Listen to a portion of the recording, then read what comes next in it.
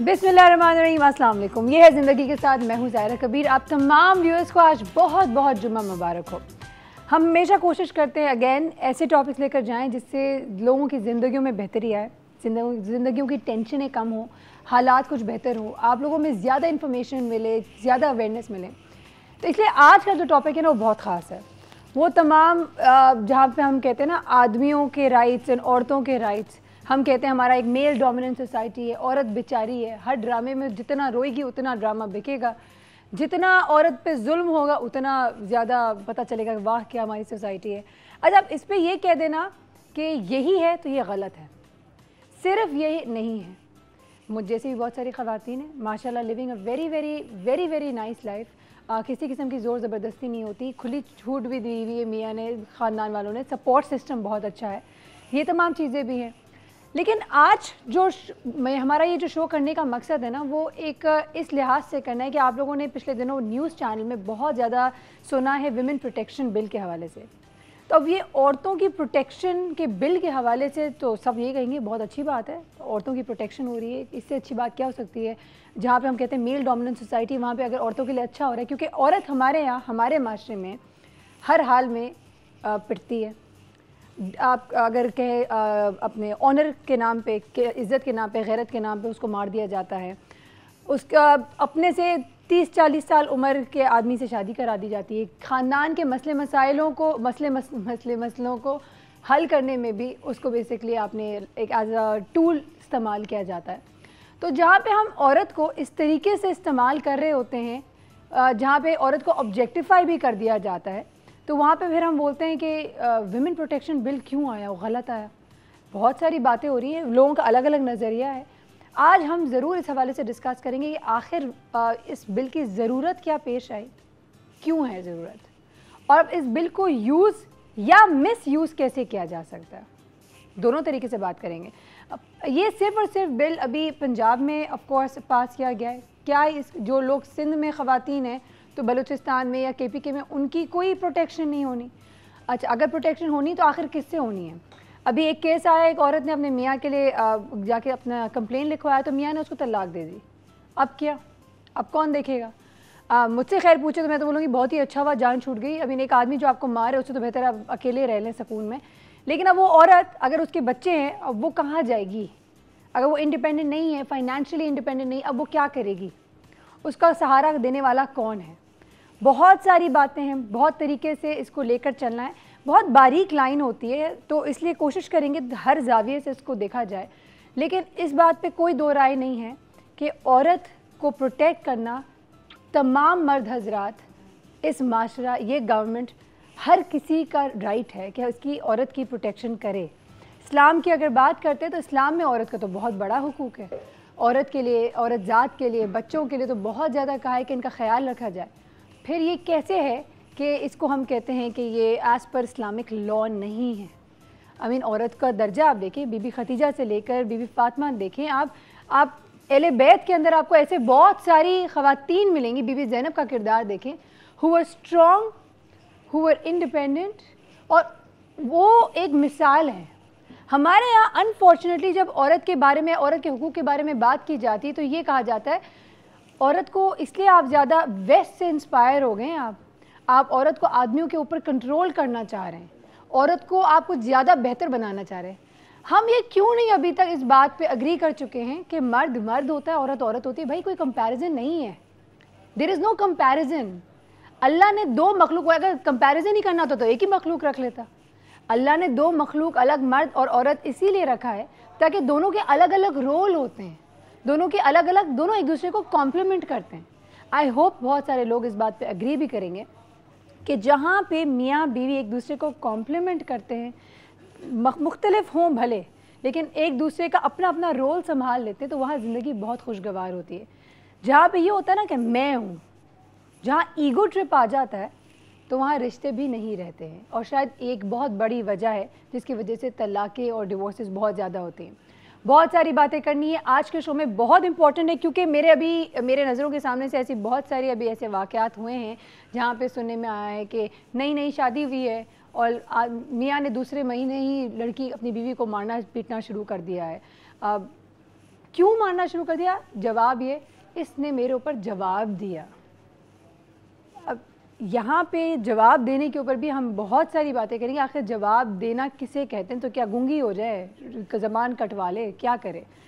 ये है problem. I am sorry, मैं बहुत औरतों की जब बात आती है हुकूक की, मुझे थोड़ा सा यहाँ लगती है, क्योंकि ना इंसाफ़ी नहीं होनी चाहिए। मैं बिल्कुल हरगिज़ अपने आप को फेमिनिस्ट नहीं समझती, लेकिन औरत के हुकूक को पहचानें और रिकग्नाइज़ करें। बातें बहुत सारी करनी है और जुमे का दिन है तो ऑफकोर्स कुछ पकने वाला भी है, तो शेफ़ जलाल भी है, उनसे ज़रूर जानेंगे उनके व्यूज़। लेकिन एक ब्रेक के बाद कहीं मत जाएगा, लेंगे एक छोटे से ब्रेक, सो स्टे ट्यून्ड।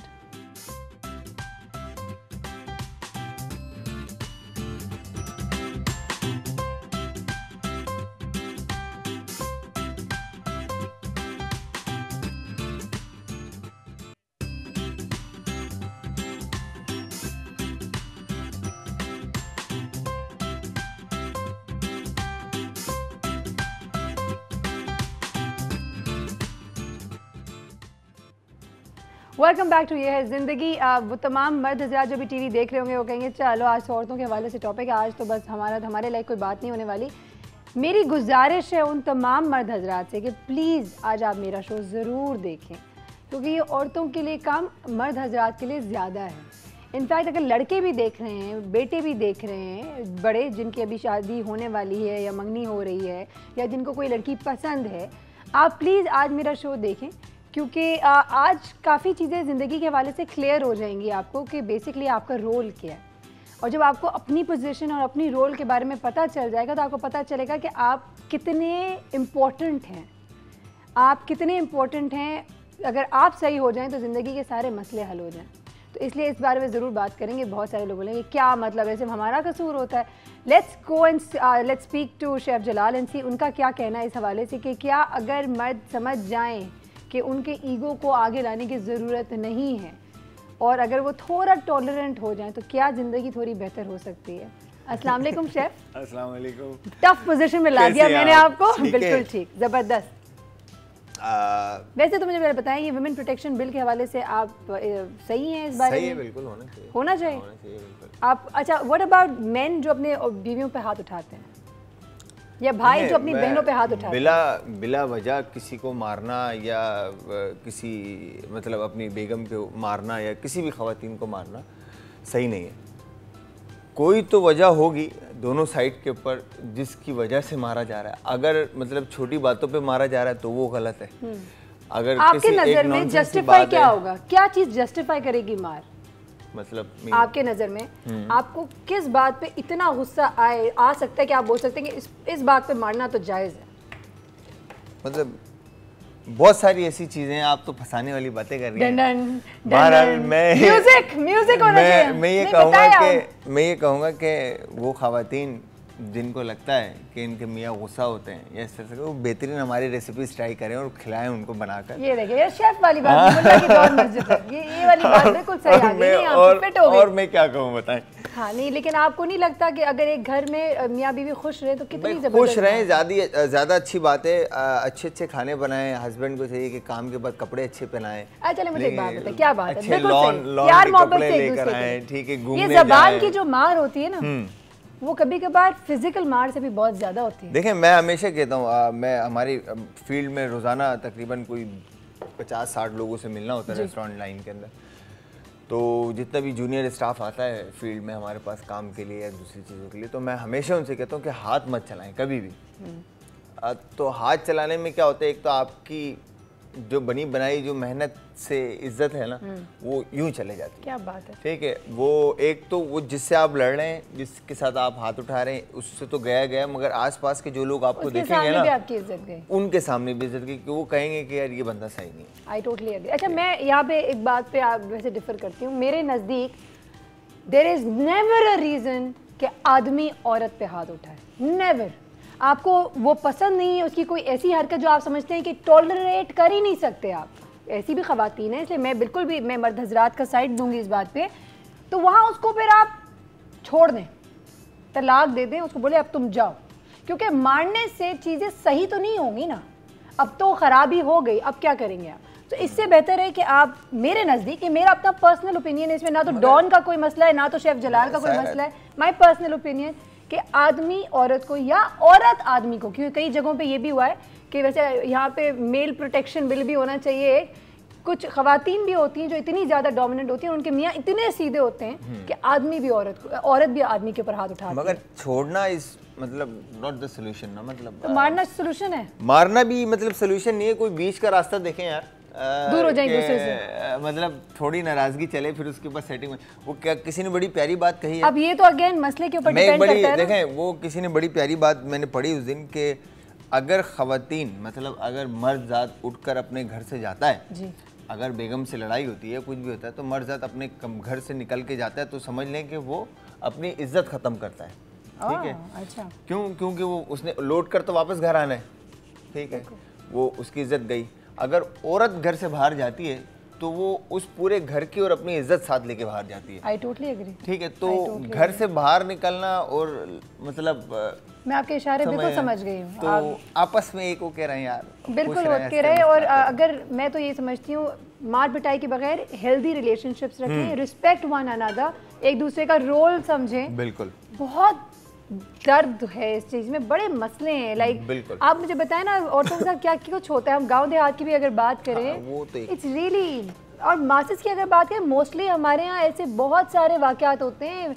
आप अगर लड़की के साथ बहुत ज़्यादा जुल्म करते हैं तो उसके ऊपर तेज़ाब फेंक दिया जाता है। आप कहाँ तक पकड़ेंगे? खैर, इस पे बहुत सारी बातें करनी है, लेकिन सबसे पहले अच्छी बातें करनी है। बहुत शदीद भूख लग रही है, ज़रूरी है, वीकेंड भी आ रहा है तो कुछ अच्छी अच्छी चीज़ें आज बनने चाहिए, ताकि अगर मर्द हजरात घर पे हैं तो आज आप उनको खुश रखें कि भाई आप खुश रहें, कोई लड़ाई झगड़ा ना हो। आज लंच पे भी बेहतरीन और डिनर पे भी जो है ना आपने ये बेहतरीन से स्टेक्स बनाकर खिलाने। अच्छा, आज स्टेक बना रहे हैं, एक्सीलेंट, फैंटास्टिक। हाँ, और ये सरलाइन है, बोलते हुए थोड़ा सा मतलब लाइक वो हो रहा है सरलाइन। कोई भी मीट स्टेक आप इस्तेमाल कर सकते हैं, चाहे वो टेंडरलाइन हो, सरलाइन हो, टी बोन हो, रिबॉय हो, कोई भी स्टेक का पोर्शन आप इस्तेमाल कर सकते हैं। अच्छा, यहाँ पर हमने ये मीट आपको इजीली मिल जाता है मार्केट में, ठीक है जी। तो उसको सरलाइन शेप में कटिंग दी है, ठीक है जी। बट कोशिश ये करें कि मीट की क्वालिटी जो है ना वो आपकी अच्छी हो, मतलब चुई ना हो मीट आपका पकने के बाद। जितना मतलब वाटरी होगा मीट, ठीक है, उतना ज़्यादा टफ होगा। जितना ड्राई रूखा मीट होगा उतना ज़्यादा वो पकने के बाद नरम होगा, ठीक है जी। तो यहाँ पे ये 2 मीट हैं, अब मतलब मीट है हमारे पास 4 पीस स्टेक के। इससे पहले हम यहाँ पे क्या करेंगे, बेबी पोटैटोज है मेरे पास, ठीक है जी। तो इन पोटैटोज को आप क्या करेंगे कि इसको उठाकर इधर रखते हैं, और सायरा नाइफ चाहिए ऊपर से, ये वाला नाइफ चाहिए जी, यही ठीक है। तो इसको हमने इस तरह से कट इन 2 कर दिया। अच्छा, ये हमाद ने हमें बॉईल करके दिए, तो आप इसको फर्स्ट हाफ डन कर लें, ठीक है जी। हाफ डन करके जब आप इसको रोस्ट करेंगे तो होगा क्या कि एक तो पोटैटो आपके डन हो जाएंगे, ठीक है, और सेकेंडली टॉप पार्ट जो है स्किन वो क्रिस्प हो जाएगी आपकी, ठीक है जी। तो यहाँ पर आपने इस तरह से हाफ कर लिया, हमने हाफ कर दिए पोटैटो। और अगर मेरे पास बेबी पोटैटोज नहीं है, हमें नॉर्मल बेबी पोटैटोज नहीं है तो नॉर्मल पोटैटोज आप इस्तेमाल करें, स्किन के साथ उबाल के इसको, बिल्कुल पीसेस। तो यहाँ पर हम इसको बेकिंग ट्रे में वेरी गुड निकाल लेते हैं, और ये ट्रे हमें डल जाता है। अच्छा, इसके बाद यहाँ पर इस तरह से आपने पोटैटो, ताकि वो अच्छी तरीके से बेक हो जाए। बिल्कुल।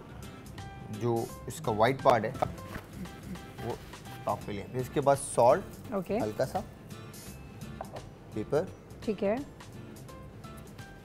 जी, गार्लिक क्लोव्स, वाओ, इसका भी फ्लेवर आ जाएगा इसके अंदर, अमेजिंग। और इसके बाद आपने इसमें ऑलिव ऑयल या कॉर्न ऑयल, कोई भी ऑयल आप ले लें, ठीक है जी, वो पोटैटो के ऊपर आप इस तरह से ड्रिजल कर दें, एक्सीलेंट, ठीक है। इसके बाद अच्छा, इसी तरह से आप पोटैटो को बहुत सारे फ्लेवर दे सकते हैं। यहाँ पर हम ये रोजमेरी स्प्रिंकल कर रहे हैं, तो आप रोजमेरी पोटैटोज बना सकते हैं, बेसिल पोटैटो बना सकते हैं। जो हर्ब्स ऐड करते जाएंगे, हाँ, जो हर्ब्स ऐड करते जाएंगे वो हर्ब्स बेस पोटैटो बनते जाएंगे, ठीक है जी। तो यहाँ पर फ्रेश पार्सले, ठीक है जी, रफली बस हाथ से इसी तरह से आपने चॉप करके जबरदस्त इसके ऊपर शामिल कर दें, ठीक है जी। ये डन। अब इसको हम ओवन में बेक कर देते हैं 180 के ऊपर so far? आपने 180 पे अराउंड 15 और 20 मिनट्स के लिए हाफ डन पोटैटोज के साथ इसको बेक करना है। ठीक है।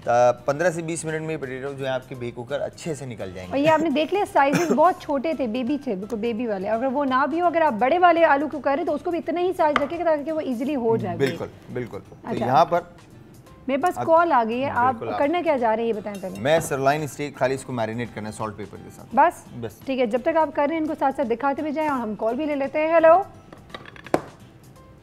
हेलो, ओके लाइन ड्रॉप हो गई है, सॉरी। यहाँ पर हमने मीट को सजा दिया रन करके पेपर। अच्छा ये बताना चाहूँगी वैसे नमक का थोड़ा सा है ना, आप कम रखा करें, और I am starting to do that as well. थोड़ा सा नमक अपने डाइट में कम करने की कोशिश कर रही हूँ मैं। नमक से एक वाटर रिटेंशन होता है, ब्लड प्रेशर हो जाता है, और भी बहुत नुकसानदेह। मिर्च भी नहीं खानी चाहिए। जो रेड क्रश चिली हमारी है, जो हम पाकिस्तानी बड़े शौक से खाते हैं, हर चीज में मिर्च डाल देते हैं। रेड क्रश चिली और चिली पाउडर जो नहीं, दोनों नहीं खाना चाहिए। और हम हर सालन में डालते हैं, कोई ऐसा सालन नहीं होता है। रेयर, मतलब इसकी क्वांटिटी जो है ना आपके मीट में होनी चाहिए। मतलब green chilli is better than red chilli, right? Green chilli तो जितना खाए फायदेमंद है। विटामिन सी भी उसके अंदर बहुत होता है, इट्स वेरी गुड। बट जो हम ये मसाले वाली जो चिलीज खाते हैं ना, ये बहुत नुकसानदेह। अच्छा यहाँ पर एक रिवाज है ना, जितना तेल में तैरता हुआ हो, जितना मसालेदार हो, उतना रोटियां डिबो के खाएं। असल में सायरा मसला पता है कि हमारे पास पानी जो है ना, वो पानी नहीं है जो होना चाहिए, मतलब हजम करता है खाना।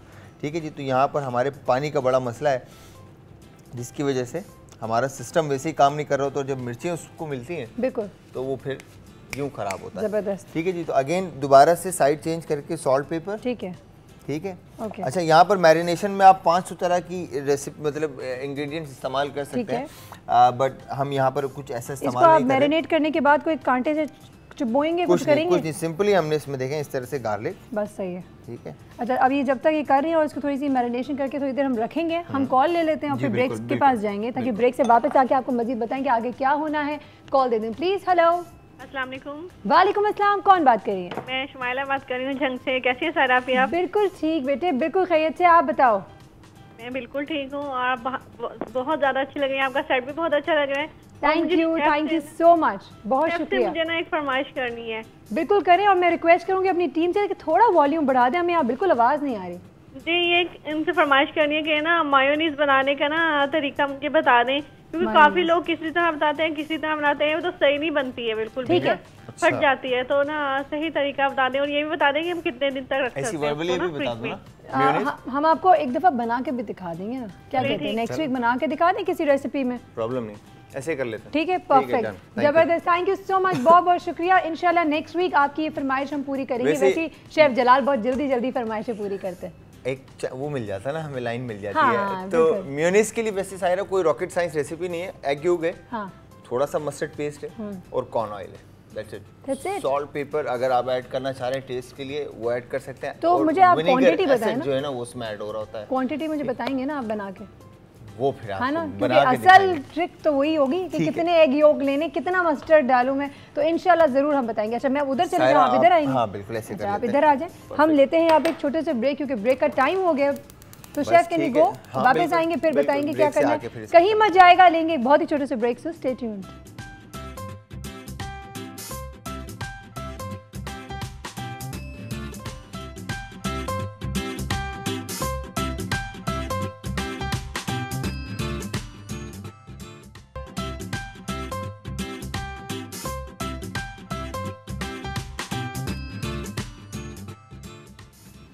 वेलकम बैक टू ये है ज़िंदगी। हमारे साथ हमारी आज के दिन की पहली गेस्ट भी आ चुकी हैं। मिलवाएंगे आपको चीज़ें साइकोलॉजिस्ट इसलिए क्योंकि जब एक औरत के घर में किसी भी इंसान के घर में जब मसले हो रहे होते हैं तो वहाँ साइकोलॉजिकली टॉर्चर बहुत ज़्यादा होता है। इंसान आदमी किस फ्रेम ऑफ माइंड में होता है कि जब वो डोमेस्टिक वायलेंस शुरू कर देता है। कई दफ़ा डोमेस्टिक वायलेंस का मतलब सिर्फ फिजिकल वायलेंस नहीं होता, बल्कि in fact mental and emotional abuse भी होता है। तो बहुत सारी बातें करते हैं। हमारे साथ मौजूद है हमारे psychologist. Let's welcome with us doctor Sobia Aftab. अस्सलाम वालेकुम। कैसी हैं आप? अल्लाह का शुक्र, बिल्कुल। डॉक्टर सोबिया, बातें तो बहुत सारी करनी है और हम चाहेंगे कि बहुत सारी चीज़ों के हवाले से आपसे जाने भी, लेकिन सबसे पहले शेफ जलाल की तरफ चाहते हैं कि वो बहुत बिजी हैं और वो स्टेक्स बना रहे हैं हमारे लिए आज सुबह सुबह हम स्टेक खाएंगे, गोश्तखोर। तो शेफ क्या सिचुएशन है और किस तरह करना है इसको? ये जो अब हमने सरलाइन को जो है जो हमने मैरिनेट किया था मीट, उसको हमने पैन फ्राइड कर लिया गार्लिक के साथ, ठीक है जी। ऑयल थोड़ा सा शामिल करके हल्का सा लेमन जूस ऐड करेंगे और उसको एक दफ़ा फ्लेम के साथ स्मोक दे देंगे ताकि वो जो फ्लेवर है वो आपका आ जाए अच्छे से, ठीक है जी। फिर इसके बाद हल्का सा बिल्कुल रोजमेरी ऐड करेंगे, लाइट सा पिंच एक। फिर हमने सिर्फ नमक और पेपर डाला है? बिल्कुल, सिर्फ नमक और पेपर के साथ इसको डन कर दिया आपने। हाँ। और मीट के टेम्परेचर उस दिन आपको याद होगा बिल्कुल कि हमने बताए थे, rare, medium rare, medium to well done और वेरी वेल डन। हाँ बिल्कुल, ये आपका रेयर है, ठीक है। फिर उसके बाद ये मीडियम रेयर, मीडियम, फिर मीडियम टू वेल डन, और अगर वेरी वेल डन मतलब टफ बिल्कुल, तो ये आपका जो बहुत चबा चबा के दांत बेचारे। बिल्कुल। तो ये आपका यहाँ पर अब हमने क्या करना है, इसके अंदर ये चेरी टमाटोज आ जाएंगे आपके, ठीक है जी। और बिल्कुल हल्का सा इसमें आप, ठीक है, पानी और बटर या ऑयल आप इसके साथ इसमें लास्ट में ऐड करें इसमें। बिल्कुल सही, जबरदस्त। Pinch salt, so fancy, I really like it जब ये होता है, बट बहुत स्कैरी भी लगता है। और यहाँ पर अब हमने मीट निकाल कर एक्सीलेंट हम इधर रख देते हैं, ठीक है।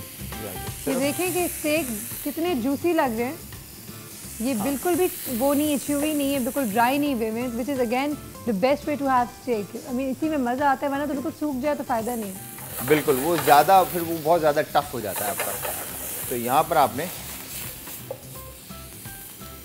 फ्रेश टमाटो, अच्छा यहाँ पे चेरी टमाटोज ना मिले तो आपको इस तरह से बेबी टमाटो जो है वो इजीली मार्केट में मिल जाते हैं। अब इसी पैन में आपने सॉस बनाना, बिल्कुल थोड़ा सा पानी ऐड किया, उसके बाद ऑयल ऐड करके इसमें आप मशरूम ऐड करें। अच्छा शेफ, ये कॉल ले लें आप, कॉल ले लें? जी बिल्कुल बिल्कुल। अच्छा, बड़ी परेशानी है, यहाँ दूर से बोल रहे हो, आग के ऊपर से बोला जा रहा है, बता दो क्या है। अच्छा जी, हम जल्दी से पहले कॉल ले लेते हैं और फिर वापस से सॉस की तरफ चलते हैं। हेलो, अस्सलाम वालेकुम, हैरा जी, मंजूर कैसे हैं? बिल्कुल ठीक, वालेकुम अस्सलाम, आप कैसे हैं? मैं बिल्कुल ठीक ठाक हूँ, बेहतरीन जबरदस्त। और जलाल भाई अस्सलाम वालेकुम। आदाब अर्ज़, मंजूर भाई कैसे हैं? ठीक है सर, ठीक ठाक है सर, आप बिल्कुल बेहतरीन किस्म की आज की स्टेक है, और यकीन मानिए कि क्या खूबसूरत सुबह सुबह का आज का ये बेहतरीन प्रोग्राम, इसके लिए तो मैं पूरी डॉन टीम को अपनी तरफ से बहुत बहुत मुबारकबाद। थैंक यू सो मच, बहुत शुक्रिया, बहुत बहुत शुक्रिया आपका जी। आप वुमेन प्रोटेक्शन बिल के हवाले से शो कर रहे हैं, आपका क्या कहना है, आपका क्या ओपिनियन है इस बिल के हवाले से? मैं तो कहता हूँ, देखें जी, अगर मैं बस ये मर्द के तौर पर मैं कहूँ कि चलो जी मर्द के खिलाफ अगर कोई बात है तो उसमें मैं ये कहूँगा कि जी नहीं होना चाहिए। अगर ख़वातीन के हवाले से बात है कि अगर उनकी प्रोटेक्शन के हवाले से बात है, उनकी आगे ज़िंदगी में सर्वाइव की भी ज़रूरत है, उसमें तो मैं कहता हूँ होना चाहिए, ताकि जो घरेलू तशद्दुद है, जो घरेलू ख़वातीन के साथ मसाइल हैं, उनको हल होना चाहिए। ये कब होंगे? अगली सदी में जाके होंगे, अब हो जाना चाहिए, ताकि ख़वातीन का भी हक है जितना कि मर्दों का हक है, उस हिसाब से कि ख़वातीन का भी इस पूरी अपना क्या कहते हैं जिंदा रहने का बहुत हक है। माँ भी है, बहन भी है, बीवी भी है, तो इनको जो है ना हमारे साथ साथ चलना चाहिए। थैंक यू सो मच, बहुत शुक्रिया आपका, बहुत बहुत शुक्रिया आपका। शेफ जलाल, हो गया है, आग भड़कती हुई आग के ऊपर से हमने सॉस बना के रेडी कर दी। अब आप देखें यहाँ पर ये सॉस जो है, वैसे होता क्या है कि हम डेमी ग्लेज ब्राउन सॉस होता है हमारा, मदर सॉसेस में आता है, हम उसका इस्तेमाल करते हैं मशरूम सॉस बनाने के लिए। बट इसमें आपको मशरूम सॉस बनाने के लिए मदर सॉस का इस्तेमाल करने की ज़रूरत नहीं, क्योंकि जो आपने गार्लिक को ब्राउन किया उसी का अरोमा बेस लेकर हमने मशरूम के साथ उसको डन कर दिया। तो कलर आप देख लें यहाँ पर बेहतरीन तो डाला क्या क्या आपने एक दफ़ा बता दें प्लीज? सिंपल क्रीम, पानी और वो था ऑयल था, उसमें आपने मशरूम्स डाला, गार्लिक, ठीक है, मशरूम और उसमें मिल्क और क्रीम डालकर सॉल्ट पेपर के साथ उसको सीजन करें और डन आपके ये। फिर इसके बाद ये पोटैटोज अगर आप देखें तो परफेक्ट इनके ऊपर खूबसूरत कलर आ चुका है, जबरदस्त ब्यूटीफुल, ठीक है जी। रोस्टेड गार्लिक के साथ ये हमारे पास पोटैटो डन है जी, बहुत ही कोई खूबसूरत लग रहा है। अगर इसको आप मतलब फाइन प्रेजेंटेशन भी दे सकते हैं, बट हम यहाँ पे जंक स्टाइल में थोड़ा सा इसको सर्व कर रहे हैं। कौन से स्टाइल में? मतलब जंक फूड स्टाइल। अच्छा। Dr. Sobhi, are you fond of steaks? For sure. Yeah, for I sure. really like yours. Excellent, जबरदस्त। आप ये सॉस की Beautiful कंसिस्टेंसी mushroom sauce. आप देखें तो बिल्कुल थिक है। माशाल्लाह, बहुत यमी हो गया। ऐसा लग रहा है हम आपके रेस्टोरेंट आए हुए हैं। शेफ जलाल, बिल्कुल। इसको देख के मुँह में पानी आ रहा है। बहुत ज़्यादा पानी आ रहा है, कोई यमी यमी लग रहा है बहुत ज़्यादा। Are we done, chef? Sorry? Are we done? बिल्कुल। क्योंकि अब वो वक्त आ गया कि आप अपनी लास्ट क्लोजिंग रिमार्क्स भी दे दें और लोगों को बाय बाय कर दें वीकेंड के लिए। मैं यही कहूँगा सायरा, हमेशा की तरह कि चीज़ों को सजाते रहें, कि खूबसूरत रहें और खूबसूरत रखें, हंसते मुस्कुराते रहें और अच्छे अच्छे खाने खाएं, अच्छे अच्छे कपड़े पहने, तो ज़िंदगी ऐसी चलती रहेगी। और लड़ाई झगड़े ना करें। लड़ाई झगड़े ना करें तो ज़्यादा अच्छा है। क्या बात है, ज़बरदस्त। Thank you so much Thank you very chef, much, बहुत thank you शुक्रिया very much. आपका। For all those women out there जो कि सुबह सुबह उठ के किचन में जाने के लिए बहुत मुंह बनाती हैं, आप देखें हमारे शेफ़ को, इतने खूबसूरत मुस्कुराहट के साथ हर सुबह आते हैं और हमारे लिए बेचारे बनाते हैं, सुबह सुबह मेहनत कराते हैं। मैं एक बात कहूँगा कि मुस्कुराहट जो होती है ना, वो आपको देखकर आ जाती है। आप रोजाना इतने हसीन होकर आ जाते हैं। अब मैं देखे रोजाना कैमरे के सामने आती हूँ, मैं चाहूंगी तमाम लोग आपको टीवी देख भी के खोल कितने लोग मुस्कुराते होंगे। Sweet, thank you so much chef. Have a great weekend. वक्त हुआ एक ब्रेक का, जाएंगे वापस आएंगे। साइकोलॉजिकली जहाँ पे लड़ाई झगड़े होते हैं वहाँ पे माइंडसेट क्या होता है, बच्चों पे क्या असरात होते हैं, औरत और मर्द के ऊपर भी यकीनन एक मेंटल दबाव होता है, स्ट्रेस होता है। ना तो आदमी शौक से मार रहा होता है, खुशी खुशी हंसते बोलते तो नहीं, थप्पड़े लगा रहा होगा। तो वो बेसिकली इश्यूज़ क्या होती हैं, उसको किस तरह बेहतर तरीके से हैंडल किया जा सकता है, मालूम करेंगे एक ब्रेक के बाद। So stay with us, will be right back.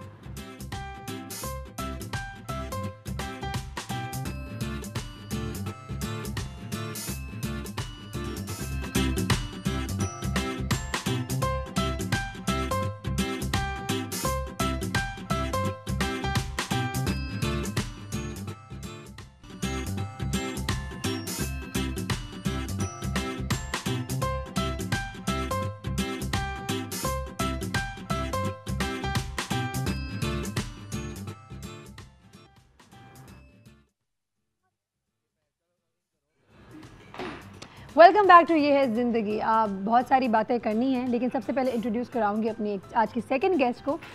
Host हैं माशाल्लाह इस्लामिक हिस्ट्री, इस्लाम के ऊपर, उन्होंने इस्लामिक स्टडीज़ के ऊपर PhD भी किया। I hope I have gotten this one right. I will anyways find out, exactly confirm करती हूँ अभी हो गई है या हो रही है। Let's welcome with us, we have on our set today Farhana Awais. अस्सलाम वालेकुम। वालेकुम अस्सलाम। कैसी हैं आप? बिल्कुल ठीक हूँ, अभी PhD मुकम्मल नहीं हुई है, अभी हो रही है। ठीक है, चलिए ज़बरदस्त, इंशाल्लाह हो जाएगी। कितना रह गया वैसे आप?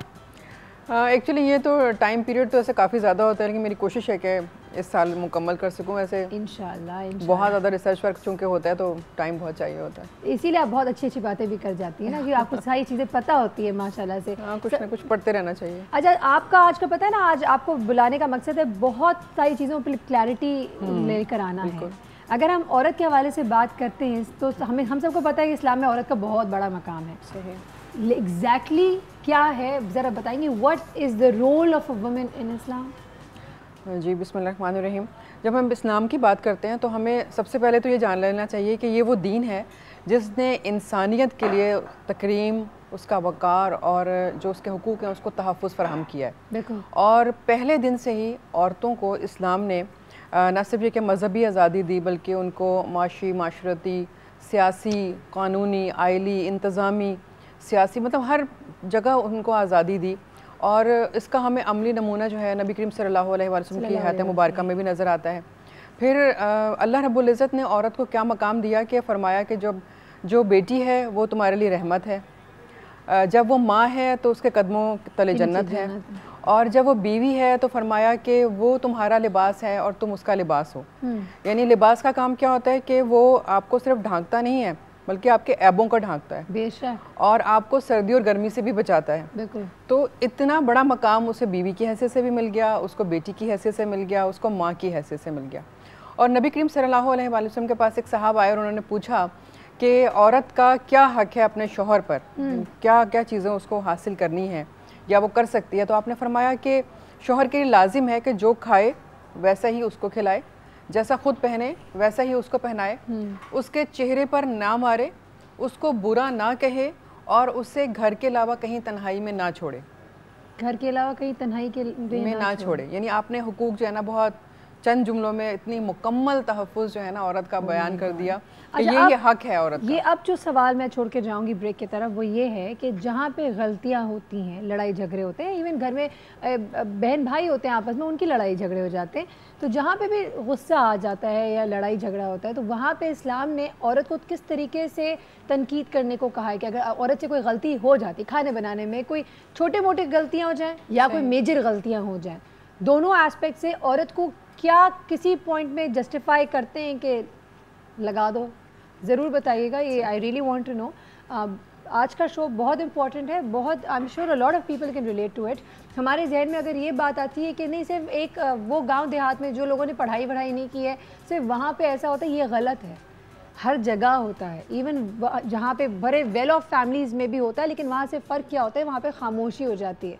वहाँ औरतें खामोशी में अपनी इज़्ज़त के खातिर चुप हो जाती हैं, अच्छा चलो इज़्ज़त बाहर लोगों के सामने ख़राब हो जाएगी, माशरे में हमने मुंह दिखाना है, तो वो तमाम बातें करेंगे आज। तो कहीं ना जाएगा, लेंगे एक छोटे से ब्रेक और जल्दी से वापस आते हैं। सो स्टे ट्यून्ड।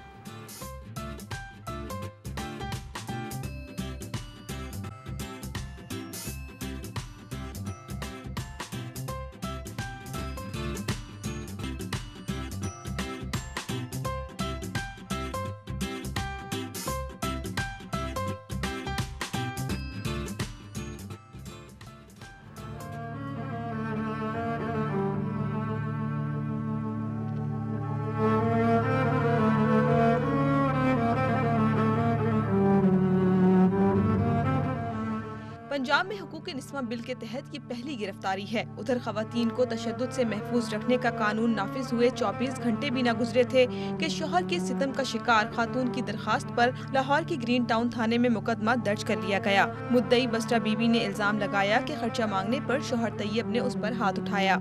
खातून का दावा है कि वो 1 बरस से थाने के चक्कर लगा रही है, लेकिन दाद रसी नहीं हुई। अब नए कानून के बाद इंसाफ मिलने की उम्मीद है।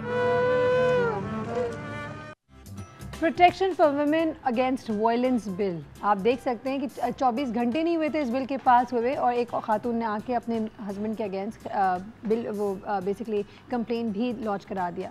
अब प्रॉब्लम ये है कि अगर एक औरत को खर्चा नहीं मिल रहा तो क्या is it well good enough reason और नॉट, वो ज़रूर जानेंगे। लेकिन पहले मिलवाऊंगी आपको आज की हमारी तीसरी गेस्ट है। शी इज़ एन एडवोकेट, क्योंकि बिल की बात हो रही है, लॉज की बात हो रही है, तो इन द पास्ट क्या लॉज थे जिससे हम ख़वातीन की हिफाजत के लिए या डोमेस्टिक वायलेंस के अगेंस्ट कोई बिल्स थे, कोई लॉज थे या नहीं थे, वो भी जानेंगे। और अब क्या होने जा रहा है इस बिल से, पंजाब की ख़वातीन कितनी महफूज हैं, क्या ये बिल पूरे मुल्क में नाफिज होगा या नहीं होगा, वो भी ज़रूर जानेंगे। Let's welcome with us we have Shazia Malik, advocate. अस्सलाम वालेकुम, कैसी हैं आप शाज़िया? बिल्कुल ठीक।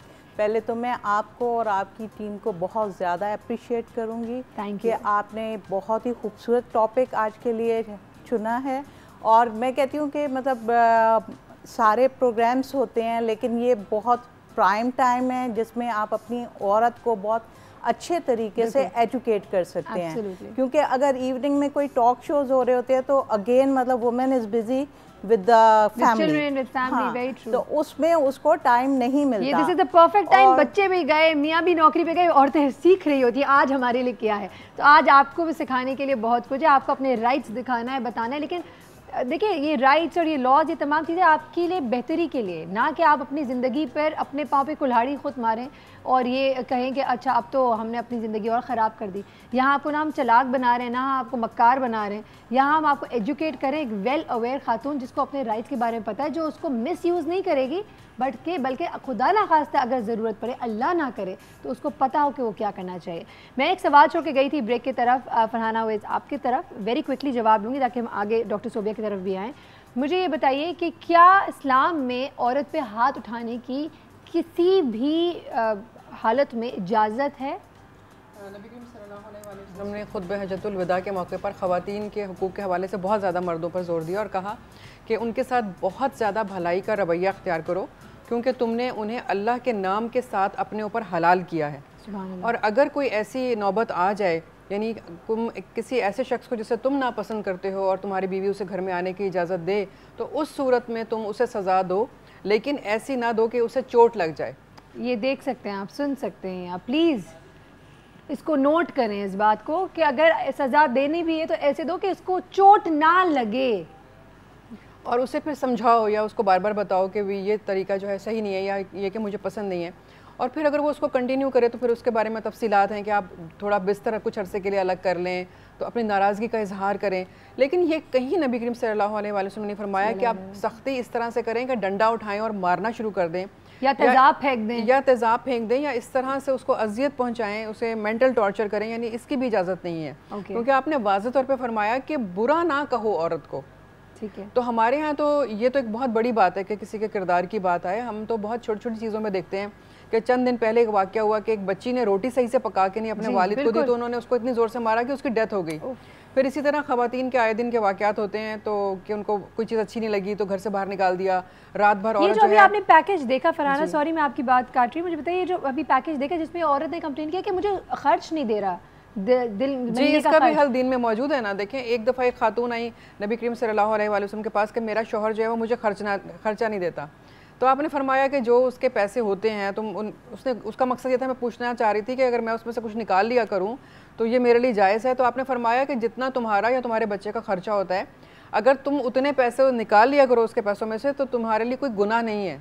ठीक है, क्योंकि तुम्हारा शौहर तुम्हें खुशी से नहीं दे रहा और ये खर्चा देना उस पर वाजिब है। जब वो नहीं दे रहा तो तुम इस तरह से अपना खर्चा निकाल के पूरा कर सकती हो। लेकिन फिर वही बात है कि हमारे यहाँ जब शौहर बीवियों को खर्चा नहीं देते या वो पैसे को छुपा के रखते हैं, तो आखिर वो किसके पास जाएं?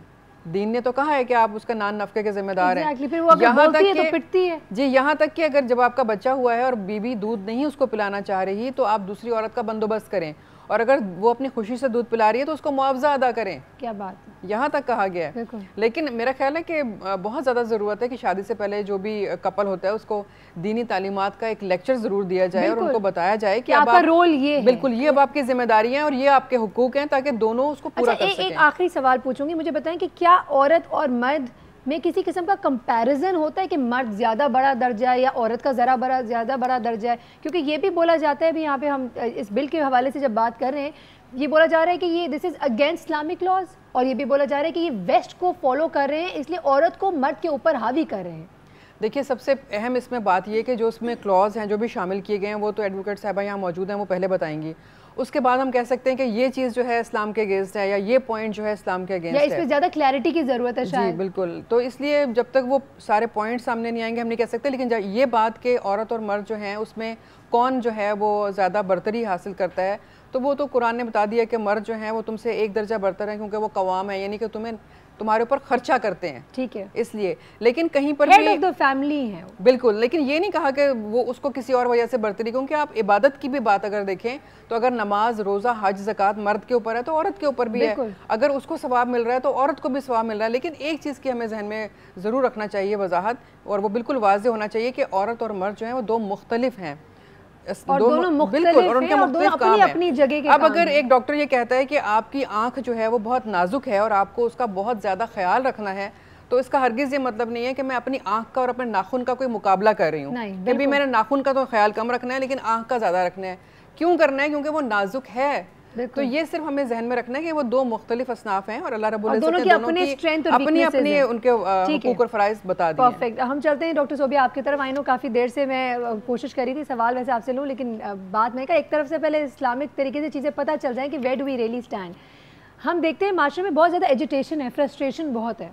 आदमी बाहर का काम करता है, मुश्किल है बाहर जाके बाहर निकलना, रोज़ाना दुनिया को फेस करना, कमाना बहुत मुश्किल है। फिर वो घर आता है और फिर वो औरत चक चक चक चक चक चक करती है, एक जो जनरल एक मैं बात बता रही हूँ, और उसमें वो चिढ़ जाता है और फिर वो आवाज़ उठाता है, फिर वो कभी हाथ भी उठा देता है, और फिर एक दफ़ा हाथ खुल जाता है तो फिर वो खुल जाता है, फिर तो हर जब गुस्सा मूड सही नहीं होगा उसको भी हाथ उठ जाएगा। तो मुझे बताइए ये साइकोलॉजिकली आदमी और औरत किस तरह डिफरेंट है, अब इसको किस तरीके से बेहतर तरीके से मैनेज किया जा सकता है? देखिए, अगर हम देखें साइकोलॉजिकली जो औरत है वो ज़्यादा जज्बाती है, उसे कहा ही इमोशनल बीइंग कहा जाता है। मर्द जो है वो लॉजिक्स पे, रैशनल्स पे ज़्यादा सोचता है, यानी अक्ल का ज़्यादा इस्तेमाल करता है। औरत अपनी इमोशन, जज्बात का ज़्यादा इस्तेमाल करती है। जो ये हम देख रहे हैं कि बाहर से आ रहा है, बेसिकली प्रॉब्लम यहीं से होती है। मर्द को ये लगता है कि वो बाहर का काम करके आया है, उसने एक सारा दिन वो ऑफिस में रहा, ठीक है, आई अंडरस्टैंड कि बाहर हमारे बहुत ज़्यादा एक जो इन्वायरमेंट है, एक महंगाई है, बाकी जो है आते हुए पोल्यूशन है, ट्रैफिक आपको जाम मिल रहा है, ये वो सारी चीज़ें जो आपके मूड को इफ़ेक्ट करती हैं। लेकिन जब वो घर आता है तो वो ये भूल जाता है कि वो जो सुबह से घर में थी औरत, उसने भी तो घर को साफ़ किया, उसने भी तो खाना बनाया है, उसने बच्चों को भी देखा है, स्कूल से बच्चे आए, अभी वो आपके लिए भी तैयार है। तो प्रॉब्लम यहाँ से शुरू होती है कि जब आपको लगता है मैं बाहर से थका हारा आया हूँ, मैं ज़्यादा कर रहा हूँ, और वो जो औरत घर में कर रही होती है वो काउंट नहीं होता है। तो जब भी एक आपके लिए कोई पर्सन कर रहा है और आप उसे एक्नॉलेज नहीं कर रहे हैं, तो उस पर्सन को एहसास होता है कि मेरी कोई वैल्यू नहीं है, मेरी कोई इंपॉर्टेंस नहीं है, जो मैं कर रही हूँ वो काउंट नहीं करता। यहाँ से फिर प्रॉब्लम्स शुरू होती हैं। औरत को यहाँ पे करना ये चाहिए कि जब मर्द आ रहा है तो ठीक है, आप घर में थे, आपने घर के काम किए, उसने आपसे ज़्यादा देखा है, क्योंकि वही मैंने कहा ट्रैफिक जाम भी उसने किया है, गर्मी भी उसने बर्दाश्त की है, ऑफिस में डांट भी बर्दाश्त की होगी, ठीक है, आपने भी किया है। लेकिन जब वो घर के अंदर दाखिल हो रहा है तो आपको अपना मूड सही रखना है। बाज़-औक़ात अगर आप कोई खिलौने हैं कि मूड सही, इट्स नॉट, अब देखिए एक शख्स बाहर से आ रहा है, ठीक है, आपकी एक्सपेक्टेशन ये है, स्माइलिंग ऑन दैट, आपकी एक्सपेक्टेशन ये है कि वो मुस्कुराता हुआ घर में दाखिल हो, ठीक है। अगर वो और मर्द की भी एक्सपेक्टेशन होती है मैं घर आऊं तो औरत मुस्कुराती हो, तो ये इट्स लाइक कि आपको दोनों को ही करना पड़ता है। कभी आप करेंगे, कभी वो करेगा। कि again we all know, and हमने पिछले दिनों भी एक शो भी किया था कि men are from Mars and women are from Venus. We all understand कि आदमी एक बिल्कुल डिफरेंट तरीके से अल्लाह मियां ने उसका सोचने समझने की चीज़ें रखी हैं, प्लस सिमिलरली औरत भी बहुत डिफरेंट है। इसको अगर हम समझ जाएँ तो ये होगा कि वी विल अंडरस्टैंड कि जब आदमी ऑफिस से आता है तो औरत उसके पीछे ना पड़े, उसे थोड़ा उसका स्पेस दे दे ताकि वो रिलैक्स हो जाए, नॉर्मल मूड में आ जाए, उस मोड से निकल जाए, ऑफिस वाले मोड से, और घर के मोड पे आ जाए। तो ये होगा कि थोड़ा सा उसको ब्रीदिंग स्पेस, थोड़ा सा ब्रीदिंग। और जैसे अगर आपका स्माइलिंग फेस है और एक ही कंडीशनिंग भी हो जाती है ना, आप अगर 3-4 दिन, एक हफ्ता, एक महीना स्माइल करते रहेंगे तो वो जो बाहर से आने वाला है ना, तो उसको अब ये पता होगा जब मैं घर के अंदर एंटर होने वाला हूँ तो my wife will be smiling. अच्छा, लेकिन अब एक सवाल, एक बहुत मुश्किल वाला, ये तो हम चलो अच्छी बातें करें ना, जनरलाइज। अब एक बात करते हैं जहाँ पे मसले हैं, पैसे की तंगी है, आदमी पैसा पूरा नहीं कर पा रहा, औरत चिढ़ रही है, खाना पूरा नहीं हो रहा, बच्चों की स्कूलिंग नहीं हो रही। ऑफ कोर्स पैसे से जब आप मारे जाते हैं तो एक टेंशन बहुत उरूज पे होता है और आप एक दूसरे को कई जगहों पे चीज़ें ब्लेम करने शुरू हो जाते हैं। मुझे बताएं कि जब वो गुस्से का एलिमेंट आता है तो औरत किस तरीके से उसको चैनलाइज करती है और कर सकती है, आदमी कैसे करता है और कर सकता है, दोनों एस्पेक्ट से बात करेंगे। लेकिन ब्रेक का टाइम हो गया है, ब्रेक पे जाएंगे, मजीद इस लॉ के हवाले से भी आप लोगों को हम चीज़ें बताते चलेंगे। शाजी हमारे साथ मौजूद हैं, लेकिन इस ब्रेक के बाद, so stay with us, will be right back.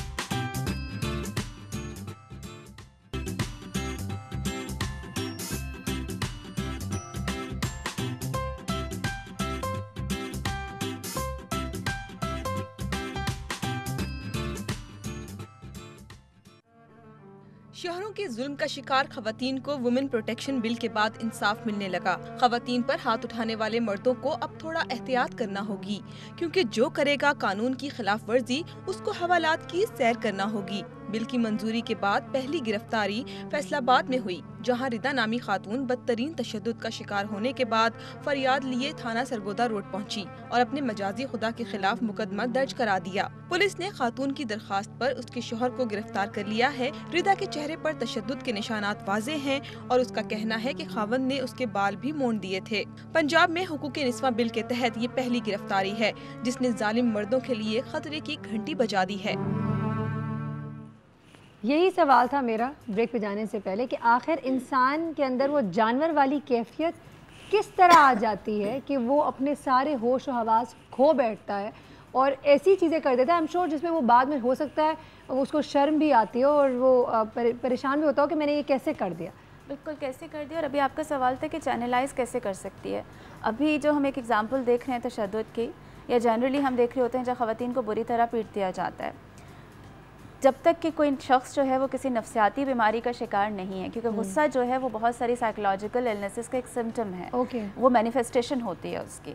तो अगर वो किसी नफ्सियाती बीमारी का शिकार नहीं है तो इतनी एक्सट्रीम पे नहीं जाएगा। इसके अलावा जो होता है इसमें औरत का बहुत से नफ्सियाती आपको मिलेंगे, बिकॉज आपके बहुत सारे पर्सनालिटी डिसऑर्डर्स कहलाते हैं, उनके अंदर गुस्सा आपको बहुत शदीद आता है। अब ये वाला जो केस इसमें कि ये नौबत का भाई, ठीक है, इसमें औरत का भी हाथ होता है। अब जैसे अभी हम बात कर रहे थे कि घर में दाखिल हुआ और अगर वो थका हारा, वो बाहर किसी से लड़ के आया, और अगर औरत ठीक है उसकी जो सारा दिन की रूटीन रही वो भी थकी हुई थी, लेकिन थोड़ी देर के लिए अपनी ज़ात को भूल के अगर वो ये साइड पे रख के जो वो आया उसने जो कहा उसे सुन लेती, बजाय इसके कि अगर अपनी लड़ाइयाँ जो है वो बयान करने लगती है अपनी प्रॉब्लम्स कि ये हुआ, सारा दिन मासी नहीं आई, आज ये नहीं हुआ, बच्चों ने ये कर दिया, हम शिकायत लेके बैठ जाते हैं। और या फिर ये होता है कि मर्द ने कोई बात कही तो आपने उसी लहजे में जवाब दी। आपको अपना लहजा नरम रखना है।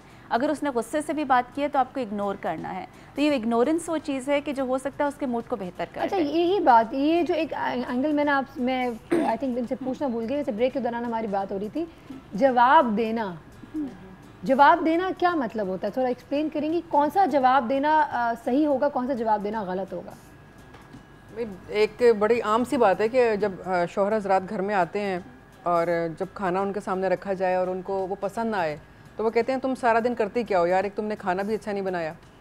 तो ये एक ऐसी बात होती है जो हर औरत को बहुत तकलीफ पहुंचाती है, क्योंकि वो बेचारी क्योंकि देखिए वो जैसा भी उसको आता है उसने बनाया तो है ना, उसके अलावा उसने आपके घर को साफ भी किया, उसने आपको पहनने के लिए साफ कपड़े भी दिए आयरन करके, तो इन सारे कामों में उसने अपना टाइम सर्व किया है और उसकी मोहब्बत भी उसमें शामिल है कि ये मेरा घर है, मेरे शौहर की चीज़ है। तो जब मर्द ऐसी बात करेगा तो यकीनन औरत को गुस्सा आएगा, फिर वो जवाब देगी कि भाई मैंने तो काम किया है, अब कोई इसको नरमी से देगी, कोई सख्ती से देगी, फिर वो शौहर को पसंद नहीं आता। दूसरा ये कि औरत जो है फुली कंट्रीब्यूट करती है एक घर बनाने में, एक फैमिली बनाने में। आप ये देखें, आप तो कहते हैं कि जी मैं बाहर काम करके आ रहा हूँ तो मैं कोई काम कर रहा हूँ। जो औरत बेचारी जिसको कोई हॉलीडे भी नहीं मिलता, सारा दिन वो 7 हफ्ते के 7 दिन वो दिन रात काम करती है, अगर वो काम नहीं करे तो आपका घर कैसे चलेगा? आप बाहर बैठ के फ़ख्र से कैसे बताएंगे कि आपके इतने बच्चे हैं और वो यहाँ पढ़ रहे हैं और वो ये कर रहे हैं? शाज़िया, आई एम श्योर आप इस बात में मेरी अग्री करेंगे। आप मुझसे ज़्यादा इस तरह के केसेस देखती हैं जहाँ पे औरत को इसलिए पीटा जाता है क्योंकि वो सही तरीके से जहेज़ नहीं लेकर आई, इसलिए पीटा जाता है क्योंकि वो बेटा नहीं पैदा करी, इसलिए पीटा जाता है कि अगर वो किसी किस्म की रोटी सही नहीं बना रही है, खाना सही नहीं बना रही है, इसलिए पीटा जाता है कि अगर वो कहे कि महीना चलाने के लिए पैसे दे दें या बच्चों के स्कूल के पैसे दे दें, तो औरत को पीटा जाता है। या इसलिए पीटा जाता है क्योंकि वो उसको उसके चर्स और हेरोइन पीने के लिए पैसे नहीं दे रही। बिल्कुल, ये सब जो है डोमेस्टिक वायलेंस में आता है। अब हम ये देखें कि जी मतलब आपने छोटी छोटी बातें, फॉर इंस्टेंस आपने कहा जहेज नहीं लेकर आई तो उसकी फर्स्ट डे ऑनवर्ड मतलब उसकी तबाही शुरू हो गई, मतलब सास के हाथों भी सब मिलकर मारते हैं भाई, सास के हाथों भी। अब इसमें उसको ट्रिगर करने वाली कौन होती है मियाँ को ना कि जहेज नहीं लेके आई, सास। तो फिर औरत की दुश्मन है। वो तो और एंगल भी हो गया ना, अगर मर्द इतना स्ट्रांग हो, मैं समझती हूँ कि वो माँ जितना भी चढ़ा ले, बोले अम्मी कोई बात नहीं मेरी बीवी तो है वो। देखिए at the end of the day हम लोग ब्लेम करते रहते हैं, और हम बोलेंगे अच्छा सास ऐसी क्यों होगी, सास इसलिए ऐसी होगी कि उसकी सास ने उसके साथ ऐसा किया, फिर तो ये साइकिल हमेशा चलता ही रहेगा।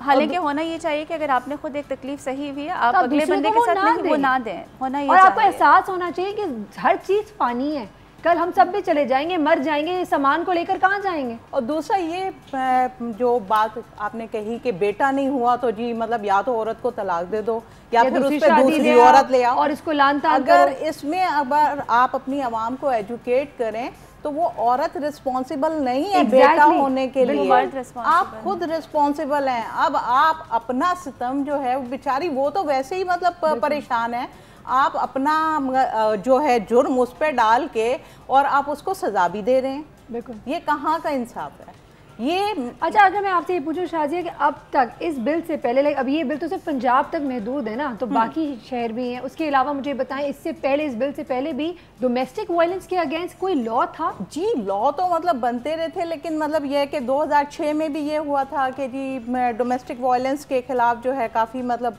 पार्लियामेंट में हुआ और फिर उसके बाद मतलब बात भी हुई कि जी ये ऐसे होगा वैसे होगा। अब ये वुमेंस प्रोटेक्शन बिल जो अब आया है इसका भी अल्लाह करे कि जिस तरह मतलब इसको बयान किया जा रहा है इसकी इम्प्लीमेंटेशन भी वैसे ही हो, और एक औरत जो कल बहुत अपने आप को कमज़ोर फील करती थी आज उसमें थोड़ी सी करेज आई है। जैसे कि हमने एग्जाम्पल्स अपने सामने देखी हैं कि मतलब एक अनएजुकेटेड औरत भी उठ के खड़ी हो गई है कि मेरे खिलाफ मुझे ये वायलेंस पसंद नहीं है।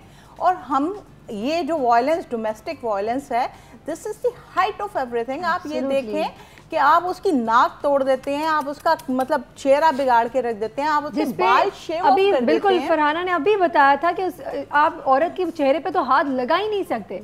एम आई राइट?